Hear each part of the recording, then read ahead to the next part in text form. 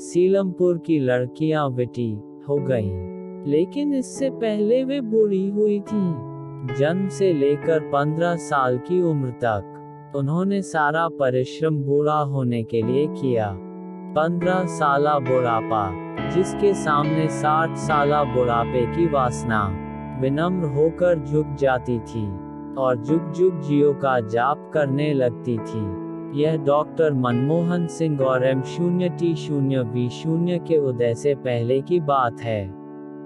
तब इन लड़कियों के लिए न देश देश था, न काल काल।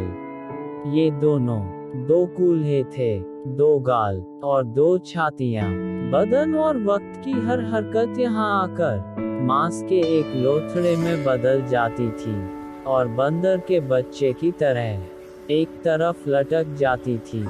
यह तब की बात है जब हौज-खास से दिलशाद गार्डन जाने वाली बस का कंडक्टर सीलमपुर में आकर रेलगाड़ी गिनने लगता था।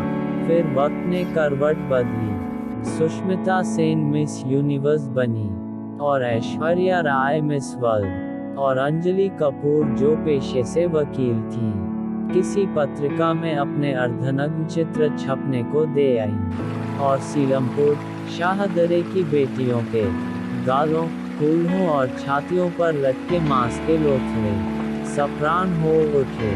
वे कबूतरों की तरह फड़फड़ाने लगे। 15 साला इन लड़कियों की 1000 साला पोपली आत्माएं अनजाने कंपनों, अनजानी आवाजों और अनजानी तस्वीरों से भर उठी।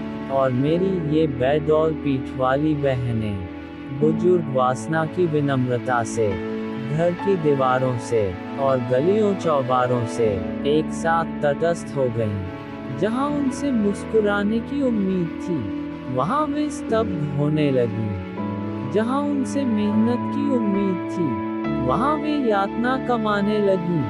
जहां उनसे बोलने की उम्मीद थी, वहां वे सिर्फ अकुलाने लगीं। उनके मन के भीतर दरअसल एक कुतुब मीनार निर्माणाधीन थी। उनके और उनके माहौल के बीच एक समतल मैदान निकल रहा था, जहां 24 घंटे खटखट हुआ करती थी।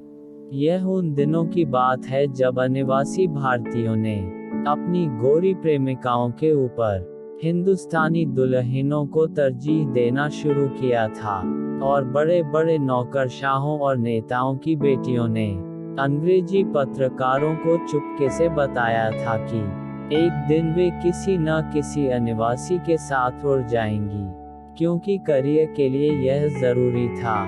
करियर जो आज़ादी था। उन्हीं दिनों यह हुआ कि सीलमपुर के जो लड़के प्रिया सिनेमा पर खड़े युद्ध की प्रतीक्षा कर रहे थे, वहां की सौंदर्यातीत उदासीनता से बिना लड़े ही पस्त हो गए।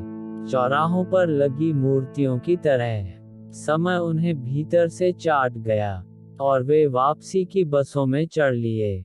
उनके चेहरे खूंखार तेज से तप रहे थे। वे साकार चाकू थे, वे साकार शिशन थे। सीलमपुर उन्हें जज़ब नहीं कर पाएगा, वे सोचते आ रहे थे।